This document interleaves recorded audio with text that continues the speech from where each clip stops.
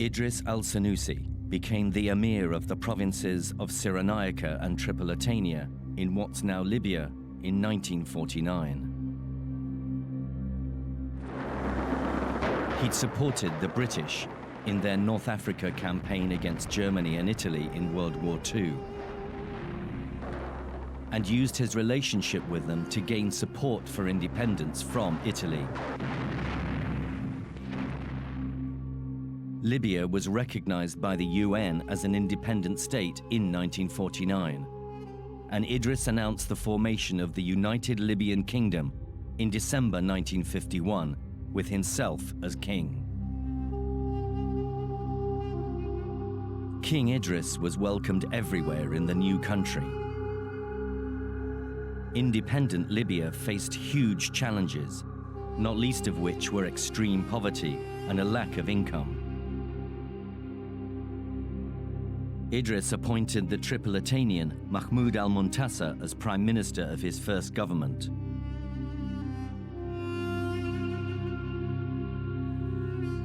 Muntasir was a controversial choice because he and other senior politicians had collaborated with the Italians during their lengthy period of colonial rule.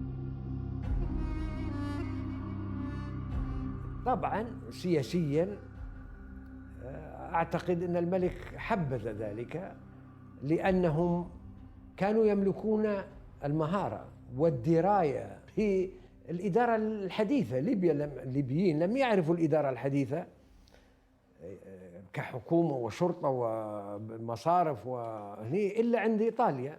اللي كانوا يجلدوا فينا أصبحوا حكامنا. عندنا في الجامعة كان في واحد من هؤلاء.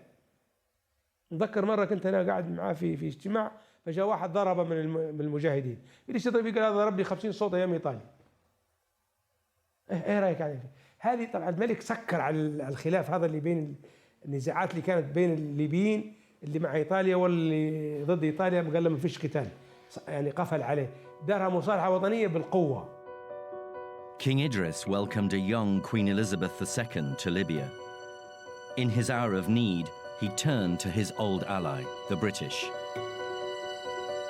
He believed they could protect Libya from falling prey to the world's major powers, and that they could also help him economically. The deal he struck with the British in 1953 gave them the right to keep military bases in Libya for 20 years.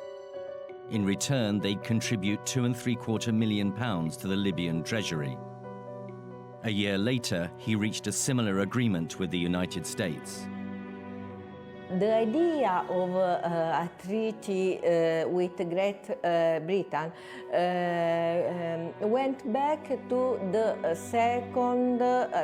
the aftermath of the Second World War, when Idris started the negotiation with the British for independence. Idris became king because of the strong support of the British. أنا شخصياً كنت صبياً في تلك الفترة، لكنني أذكر كانت دائماً إدانة عندما كنا في المدرسة الثانوية وكطلبة، كانت إدانة المعاهدات إحدى الشعارات الرئيسية لكل الشباب المتذمر في ذلك الوقت. ما كان يزعج الملك هو ارتباطه بالغرب، كان مزعج لنا نحن كشباب.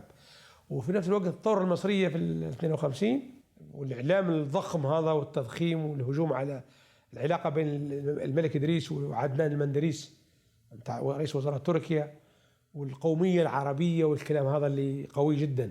وزير الدفاع والخارجية آنذاك علي أسعد الجربي ذهب إلى مصر والتقى بلواء محمد نجيب. قال الجربي لمحمد نجيب أن ليبيا مستعدة ألا توقع المعاهدة البريطانية لو استطاعت مصر أن توفر لها المساعدة المالية التي تحتاجها ليبيا. قال له ننصحك تمشي جمال عبد الناصر، لو هو اللي في يده كل شيء. عدى الجمال عبد الناصر يبوا مليون جنيه مصري. فعبد الناصر قال له استفتيتوا الشعب على أنكم تأخذوا قرض مليون جنيه مصري؟ قال له الشعبي شنو نحن واخذين منكم المبلغ هذا، تبوا تعطوا لنا كمساعدة أهلا وسهلا، تبوا تعتبروه سلفة أم تحسن حالتنا نرجعوا لكم. قال له لا، كان المفروض تستفتوا الملك على الموضوع هذا. روح ما صار شيء لا من العراق ولا من مصر، وكانت هي الدول الكبرى اللي يتوقعوا أنها ممكن تعطي قرض وإلا تعطي مساعدة وإلا. شوف ما كان في ممكن أكثر من الموجود لما ترى بالظروف الموجودة اللي كانت موجودة هناك. That Libya in 1951, when it became independent, was an extremely poor country, one of the poorest in the world. It had nothing. In the past, historically, it's been based on corsairing in the Mediterranean, trading across the Sahara, including black slaves. In the Turkish period in the 19th century, Libya became an extremely poor country because there was no alternatives to these things. The Turks were never able to build up the economy. When the Italians arrived, the only thing they could do was to pour money into the country to try and turn it into an agricultural colony. By 1945, at the end of the Second World War, all these options were finished. But what was Libya going to live on? The only thing it could live on was by renting bases to the two main Western powers, Britain and the United States.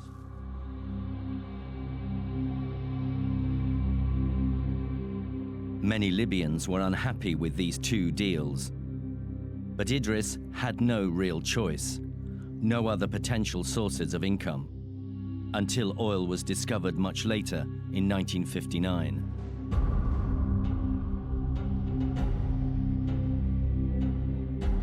For the time being, he could use the foreign income to try and kickstart the new Libya into action by investing heavily, particularly in education.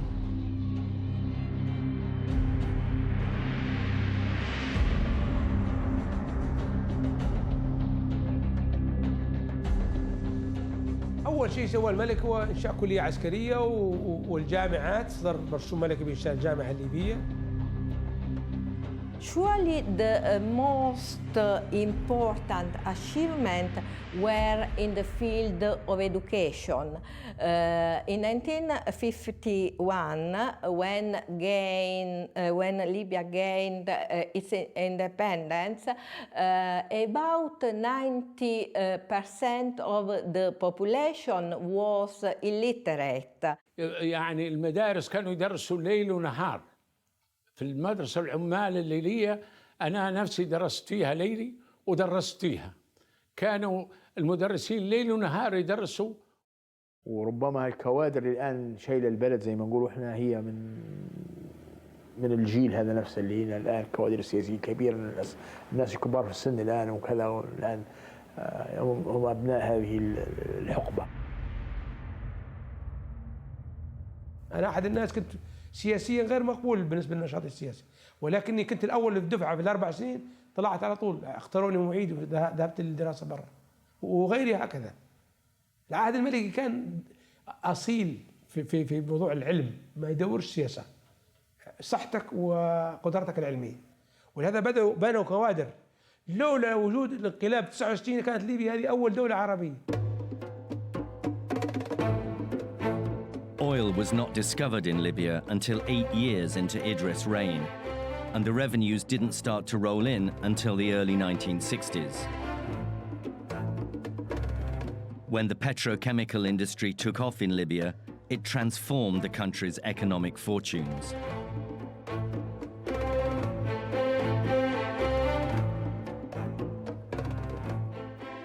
هو مقولته المشهورة هذه نعمة جاءتنا من المولى عز وجل لم يمن علينا بها أحد، لذلك يجب أن ينعم بها كل الليبيين.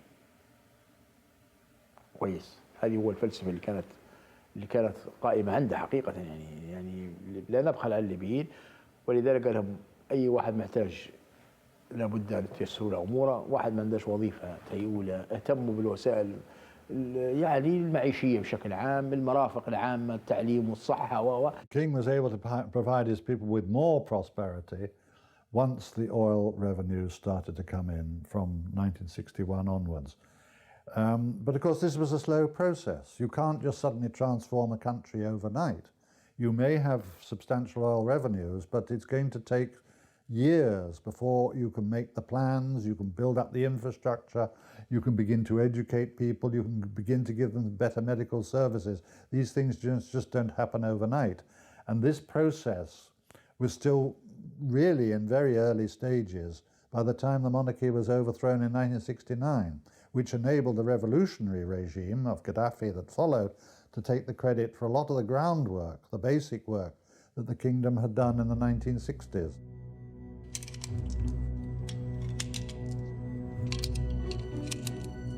But in 1954, Idris' most serious problems were economic and political.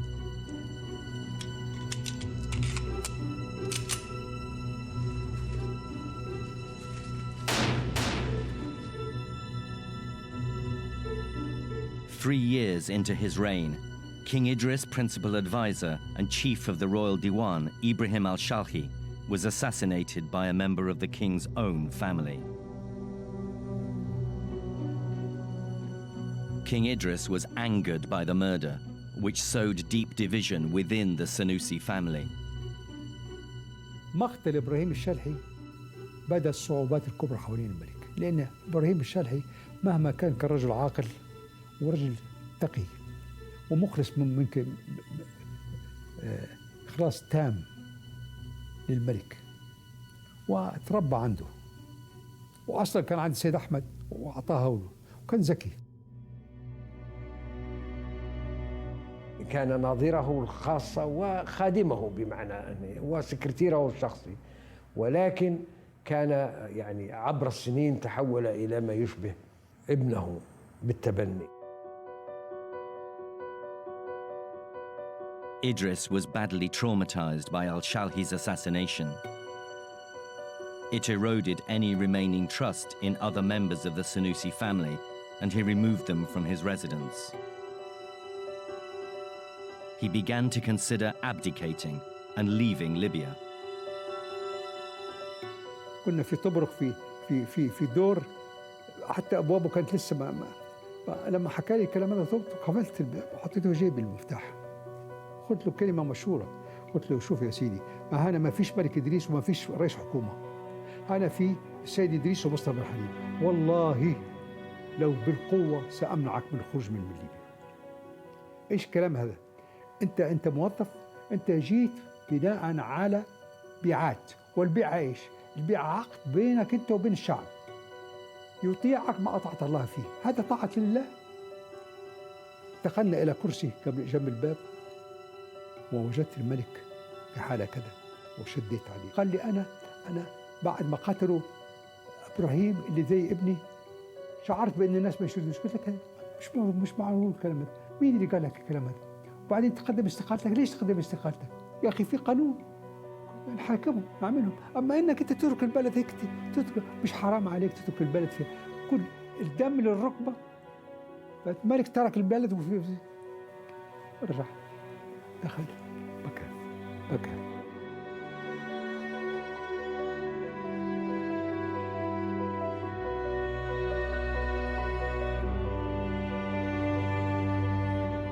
لا شك أنه يعني كان سيء، الملك إدريس كان سيء الحظ لأنه لم ينجب، وهذه ترتبت عليها مشاكل. المشكلة الأولى أنه عين أخاه مبكراً الرضا السنوسي، عينه ولي العهد، لكنه لم توفي خلال عامين من تعيينه. His brother's death in 1955 revived Idris' problem of having no heir. He summoned his closest advisors, but his options were limited: appoint a family member as heir or declare a republic. ورحت للملك قال لي طيب نبحث الموضوع. ابتدينا نبحث، هذا أول الإصلاح الأولاني، ابتدينا نبحث. قلت له مولانا أنا أقترح يا إما تختار واحد من الشباب السلوسيين وتدربه، أو إن نخرج من هالنظام هذا إلى نظام جمهوري، نظام رئاسي. قال لي هذا هو النظام الإسلامي المضبوط اللي خرب النظام هذا معاوية بن أبي سفيان، اللي عملوا وراثي وكذا كذا. أنا أكره الوراثي، وهذا هو النظام المضبوط النظام الجمهوري، رئاسة مدى الحياة وانتخابات حرة وكذا. For King Idris, the idea of a republic was a way of getting round the problem of not having an heir, and also of ending the Libyan monarchy. In Egypt, the king had already abdicated, the monarchy had been abolished, and nationalism was on the rise. But Libya's internal politics were complex. Idris would need to persuade his own people in Cyrenaica to accept a republic. They opposed the idea because it would tip the balance of power towards the larger population of Tripolitania. Idris asked the governor of Cyrenaica, Hussein Mazak, to work with him on plans to establish a republic. حسين مازك حضر الاجتماعات هذه كلها وقال مقاله في الآخر واقتنع بردي، والملك رد عليه الرد المشهور: يا حسين ما تخليناش ترجع لمصر اللي كان عندهم الاستعمار على يد سعد ولا الاستقلال على يد زيبور. But Mazak leaked the king's plans to abdicate to other Cyrenaican leaders and tried to get them to persuade Idris to change his mind. The king was worried the Cyrenaicans would revolt if he went through with his plan, so he asked Prime Minister Mustafa bin Halim to intervene. ثاني يوم بعد 24 ساعة أو 48 ساعة الملك طلبني وقال لي بدي أرجع لي القوانين المرسوم تبع مسؤوليات الولاة. رجعت. في من قال لي في مكتبي: لا اعلن المرسوم هذا. أنا لا أريد أن أقيم أي إصلاح برغم الملك. أي إصلاح نعمله لابد أن يكون بموافقة الملك وبتاع، لأن هذا هو الأصول وهذا الرجل الصالح، مش معقول نعمل حاجة غصبا عنه. توقف الإصلاح هذا. ليش توقف؟ لأن حسين مازك طلع من الاجتماع وبعد في العبط في التنفيذ سيارات حكومية اللي جابتهم، سيارات حكومة برقة، أتوبيسات مؤجرة من حكومة برقة. He certainly wasn't a strong king. He was not a strong man in, we say, the traditional Arab mold. He wasn't a Nasser or Saddam Hussein, not even a King Hassan of Morocco. He was, as I say, an ascetic scholar locked away in his palace who ruled the country by an obscure system of patronage. Nobody could really say who gave the orders and where they came from and why this and why that. So to that extent, yes, he was weak. In 1956, the Suez Crisis blew up. Britain, France, and Israel combined to attack Egypt over access to the Suez Canal, which President Nasser had nationalized. Arab countries rushed to Egypt's support, and Libya came in for heavy criticism because of its British bases there. Egypt launched a barrage of propaganda over Cairo radio, claiming the British were launching attacks on Suez from Libya. And this triggered an immediate response in Tripolitania and Benghazi. إذن يعني معاداة الأجنبي ومعاداة الوجود الأجنبي كانت عنصر هام، ولكن عنصر هام لأن كانت تغذيها هذه التيارات القومية. حرب 56 في مصر، حرب 67، هذه كلها فجرت أزمات بين الشارع الليبي وبين السلطة الملكية في ليبيا. إن الملك إدريس السنوسي ملك ليبيا هدد إذا استخدمت إنجلترا ليبيا للعدوان على مصر، وبهذا لم يتمكنوا. وده طبعا نتيجة من نتائج القومية العربية والتضامن العربي والقوة العربية.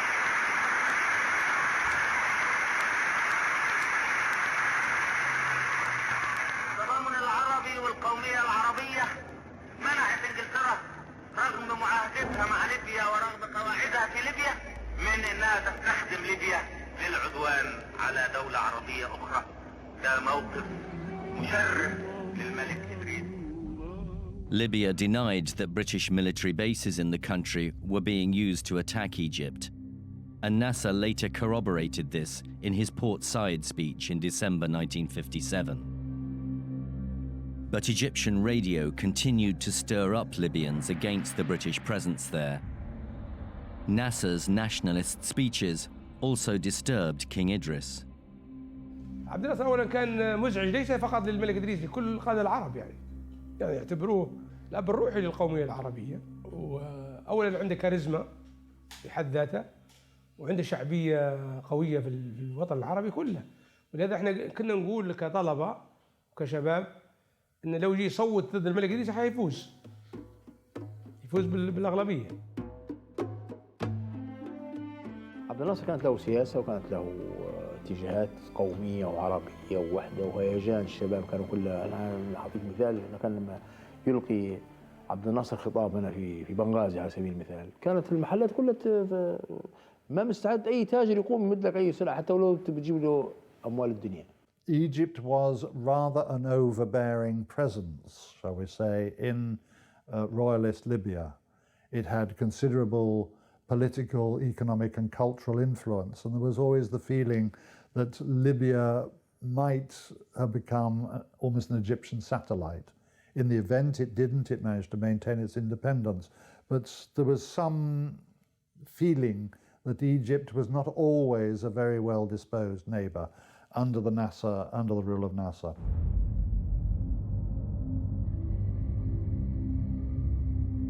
Nasser's speeches made an impact in Libya. They stirred Libyans to rebel against their own leadership, and angry demonstrators marched across the country protesting against the foreign bases.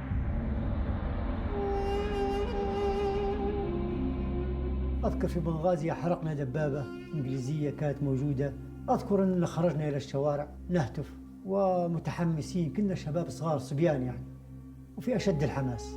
قامت القيامة. محمود المنتصر بدون ما يراجع الملك وبدون كذا كذا صرح في البرلمان أنه سينهي المعاهدة مع بريطانيا وسينهي كذا كذا كذا. يعني رئيس الوزراء يصرح بحاجة جوهرية كهذه بدون ما يراجعه. قال له حضر لي المتاعات بدي أروح لمصر. كان رئيس الحكومة محمود المنتصر في ذلك الوقت كلمني قال لي الملك راهو دار ودار، وتو جاني مدير الأملاك وقال لي احصر لي الحاجات كلها، وحصرت له وأعطيته نسخة منها وقال لي يمسك عندك أنت نسخة وأنا نبي نمشي الحوشي في جنوب طبرق. قال لكن لأني ماناش اللي هو محمود المنتصر، قال لي ماناش متوقعين إنه يمشي الحوشة، بس متوقعين خايفين منه يمشي ويوصل لمصر يطب في مصر. Coming up, revolutions in the Arab world start to have an impact on Idris' united Libyan kingdom. هل هو بوفاة الملك، هل الملك يتنازل، هل يصير ثورة؟ احنا ما بنقولش انقلاب، زي ما نقولوا ثورة يعني. مش حدش يقدر يتكهن.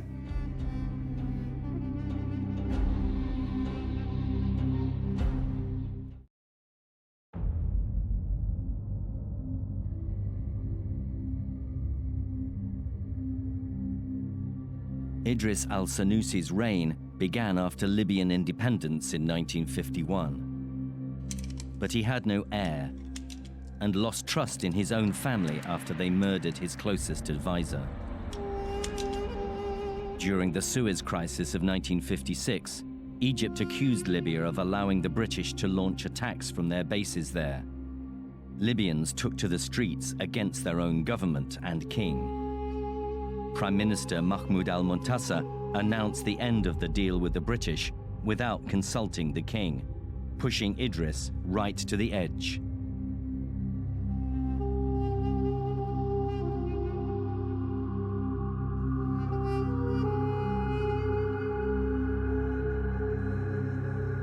In late 1956, Idris announced his abdication. Libyans heard the news on Egyptian radio. الجماهير مش اجتمعت بس لمنع الملك، اجتمعت بدهم يقتلوا محمود المنتصر وحكومته. كيف تغضب الملك؟ شوف الطبيخه اللي صارت والدنيا قامت.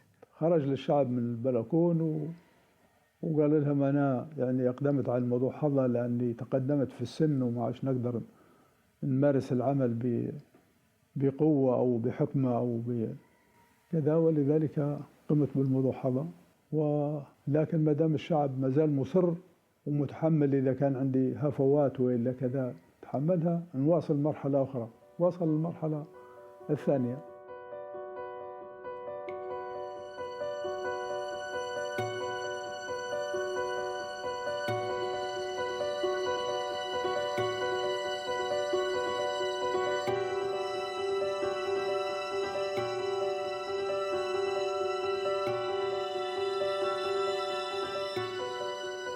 As part of his new phase, King Idris eventually approved the removal of the British and US bases in the country. He appointed the Cyrenaican politician Hussein Mazak to head the new government. Unrest across Libya began to subside, but only a few months later, Idris decided again to abdicate. He asked Hussein Mazak to make an announcement in parliament. اللي حكى لي حسين يعني وراني حتى البيان اللي كاتبه الملك بخط يده، كان هو رئيس الحكومة. قال له كان أنت يعني زعلان من الحكومة يعني إن مش مسير الأمور على ما يرام، أنا نقدم استقالتي وحط أي واحد بدلي ممكن يسير الحكومة. قال له لا يا حسين، هذا مش الكلام، أنا بسمع ايش نبي نواصل العمل. قال خذيت البيان حطيته في جيبي حسين. But Hussein Mazak refused to announce the king's decision to abdicate. Idris asked him to announce that the country was to become a republic, but Mazak's loyalty to the monarchy prevented him from doing so. He asked that Mustafa bin Halim do it instead. قال لي يا فلان، أنا الآن آمنت بأن الإصلاح اللي جبته لي في الأول هو اللي لازم أعمله الآن. أنا آمن بربك. ساعتها يعني دخت. كيف الإصلاح اللي كان سنة 54 ولا كذا، كيف وبعدين هذا بيحكي على جمهورية. وين احنا الآن؟ على حال ابتدينا نحكي، قال لي ما جمهورية وما جمهورية. يا سيدي وين؟ احنا وين؟ قال لي كيف؟ انت مش كنت قلت له ايوه انا اعترضتها، ولكن هذا نظام صعب، هذا النظام مش كذا. هذا كان عندي امل ان تكون ولا لا يمكن النظام هذا يتم في ليبيا الا بوجود مولانا الملك لمده 10-15 سنه حتى يثبتوا. قال لا، شوف يا مولانا، الناس تضحك علينا. المساله مش مساله تغيير نظام ملكي الى نظام جمهوري. اولا النظام الجمهوري من اصعب ما يمكن عمله الان. بعدين الناس ما بتريد هذا. الناس لما تشوفنا نعمل هذا فقط تضحك علينا، تقول هذا ذره مات في العيون. قال ايش تريدوا؟ قلت يريد يا سيدي، انت كتبت خطاب اعلنته وتقول ستضرب بيد من حديد على المفسدين، ولا ضربت من يد من حديد ولا من خشب. But Idris was determined to go through with his plan to turn Libya into a republic, regardless. Mustafa bin Halim and Mahmoud al-Muntasir started to work on the plans. According to these documents, the king summoned the British and US ambassadors to inform them of his decision. عدى بن حليم ودار الإجراءات كلها وجاء. لما جاء حصلت مظاهرات في بعض البلدان في برقة. Hussein Mazak again leaked the king's republic plans to Cyrenaican leaders, who again opposed the decision and organized protests against it. جيت وجدت البلد قائمة، مظاهرات في البيضة. يسقط محمود المنصر ويسقط مصطفى بن حليم. طيب محمود المنصر رئيس ديوان، طيب مصطفى بن حليم مواطن عادي، ايش دخلني؟ وجدت الصديق احمد سويدك في المطار. قال لي يا مصطفى انت مجنون؟ ايش؟ قالوا في هتافات ضدك وتريد جمهوريه وما جمهوريه. بقيت حوالي 36 ساعه في البيت لا اخرج منه، لاني اي واحد حيقابلني في الطريق حيسالني، ولا اقدر اكذب ولا اقدر اقول الحقيقه، الى ان اتصلوا بينا وقالوا تفضلوا تعالوا بالليل. وجيت بالليل، دخلت عند الملك، وجدت الملك إدريس ملك ليبيا يرتعد. مولانا كذا، مولانا ما في شيء. قال لا. قلت يا مولانا أنا ما عمري عرفت في التاريخ ولا في الحاجات اللي قرأتها ولا سمعتها أن في إصلاح يتم بالموسيقى، باللهجة الليبية، بالموسيقى يعني بالموسيقى. كل مصلح هوجم وهدد في اللي هاجر وفي اللي قتلوه وفي اللي عملوه. إذا كان أنت مستعد أن يعني تقف هذا الموقف حاضر، وإذا ما كانش خليه. وعلى حال أرجو من الله أن يتم هذا الإصلاح على يدك وبرضاك، وأن لا يتم بعدك أو بالرغم منك. وكانت آخر جملة سياسية تصدر مني للملك إدريس، الله يرحمه وأحسن إليه. After his years of struggle for independence, self-exile, rebuilding his country, and ill health, nothing affected King Idris as much as his concerns about who would rule Libya after him. He had no children to work alongside him, or for him gradually to hand over the running of the country to maintain the Senussi bloodline. None of his family members was qualified, in his view, to carry on his mission. His repeated attempts to try and establish a republic and enable the people of Libya to elect their own president had also failed. Idris was growing older, increasingly unwell, and losing his appetite for leadership. What's more, Idris could hear the voices of protesters on the street, and nothing he could do or say would quell the unrest. None of his advisors could help. He was increasingly isolated. Corruption was also rife. He tried to fight it, but his entourage, headed by the sons of his former aide, Ibrahim al-Shalhi, were part of the problem. Corruption was the single biggest issue facing the Libyan people. هذا الرجل خطأه الكبير إنه أساء اختيار حاشيته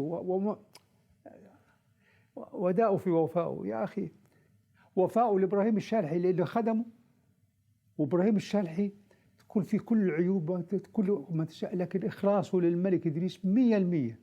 As a king, he should perhaps have been more responsible for the misdoings of the people around him and those politicians and others who were supposed to be serving him. I think he had a difficult time in choosing the right people. I think some of his advisors were generally corrupt. Do I think the Shalhis were a clear example of corruption? Yes, I think they were one of the foremost members of a corrupt society. That's not to say that other people weren't in position to be so, were not corrupt as well. But I think the fact that they were gave the lead to other members of the governing of ministries and the government. يعني ذلك كان هو الانطباع السائد لدى الشارع الليبي، أن أبناء الشلحي وأسرة الشلحي بما فيها بناتهم هم من يحكموا ليبيا. وفي النهاية الانطباع مهم، يعني قد يكون أهم من الحقيقة.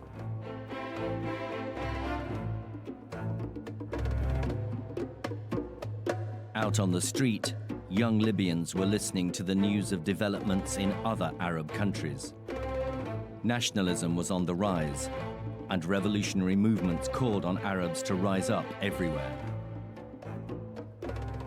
الدعاية اللي كانت تعم المنطقة العربية اللي من زعمتها صوت العرب في مصر، والثورات العربية والانقلابات اللي حصلت في كل المنطقة العربية، في سوريا، في اليمن، في يعني أكثر من قطر عربي في أفريقيا.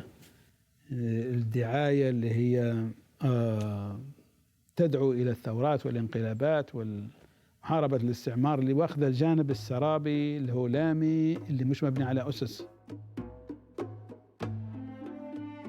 الفترة هذه طبعا احنا أخذنا الحماس، لا شك اندفعنا كلنا بشكل عشوائي، بشكل تيار جارف. يعني كنا متوقعين يصير تغيير. هل هو بوفاة الملك؟ هل الملك يتنازل؟ هل يصير ثورة؟ نحن ما نقولش انقلاب، زي ما نقولوا ثورة يعني. مش حدش يقدر يتكهن، لكن يائسين يقول لك هدوء ليهدي العاصفة، لكن العاصفة امتى تهب مش عارفينها حقيقة. هذا تصوري أنا، لكننا نتمنى أن يصير تغيير. By August 1969, for Idris, the moment had arrived. Convinced that none of his advisors or family were capable of picking up the baton, he finally decided to act. He traveled to Turkey on the pretext of seeking medical treatment, and from there sent his letter of abdication, not knowing what was already happening on Libyan soil. هو كان يعني غير راضي على الأسرة المالكة، حتى ولي العهد يعني اللي موجود يعني مش راضي عليه ومش عاجبه يعني، فبي تخلص البلد منهم ونظام جديد وواقع جديد.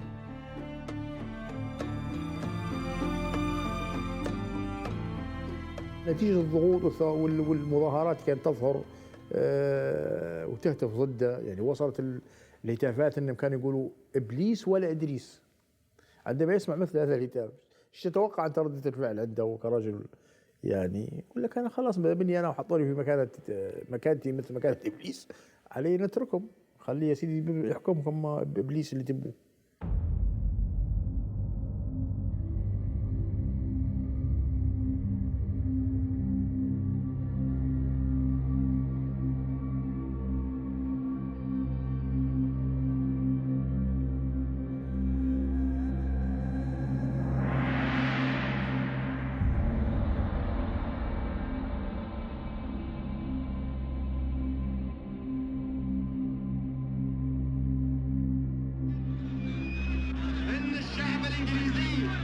The day before Idris' abdication was announced in Parliament, a group of young army officers led by Muammar Gaddafi staged a coup against the king.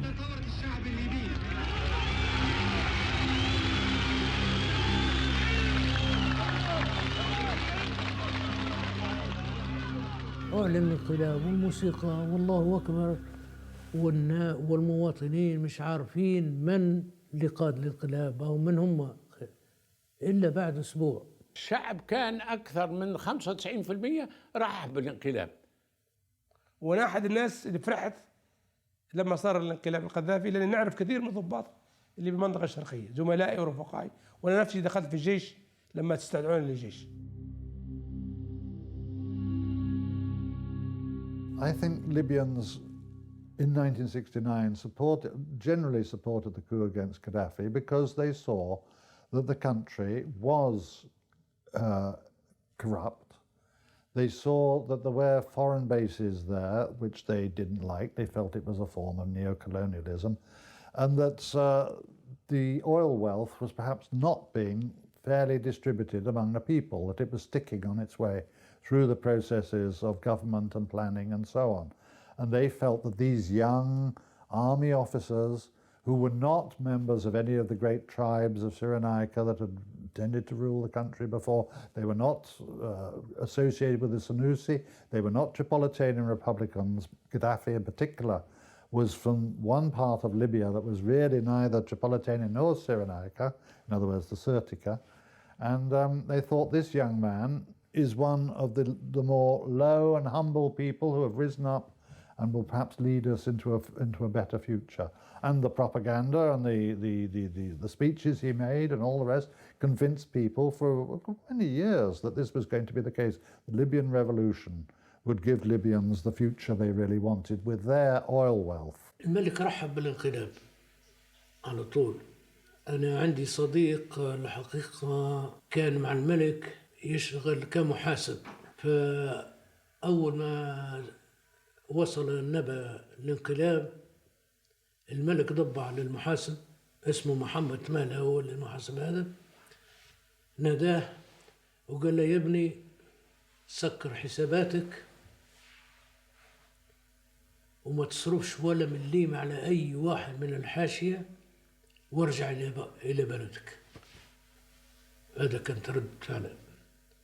عندما قام الانقلاب بارك الخطوة، قال مبارك الليبيين خلاص اختاروا اللي يبوها، ودعا لليبيا بالخير صراحة لما ربي يريح البلد.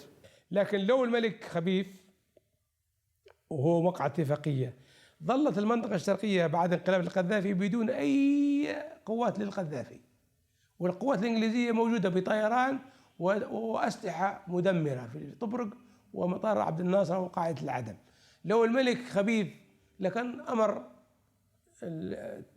بتحريك الاتفاقية اللي بينه وبين بريطانيا وضرب القوات الجيش الليبي، وهي كانت ضعيفة جدا ما دارهاش، لأن ليس دموي، الملك إدريس ليس دمويا، رجل صوفي في حالة وجد انقلاب عليه فتركها لله وتركهم خلاص.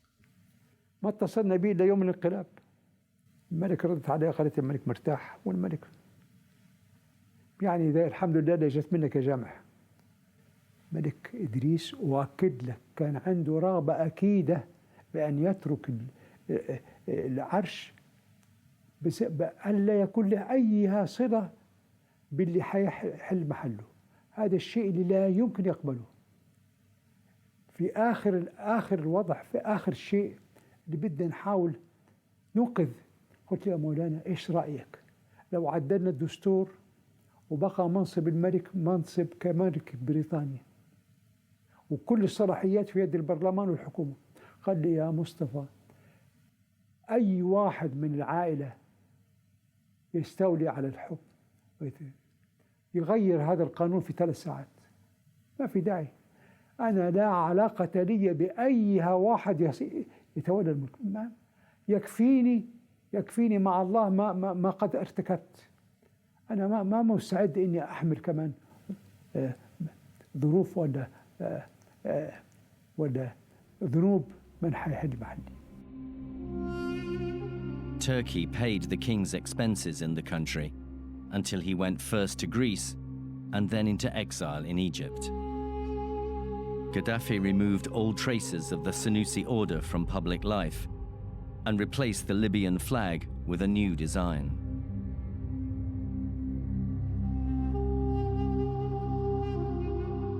King Idris died in exile in Egypt on the 25th of May 1983, aged 93. He was buried in the Al-Baqiyah cemetery in Medina in Saudi Arabia. 3 decades later, in 2011, the Gaddafi regime was overthrown and the flag of independence flew once more over Libya.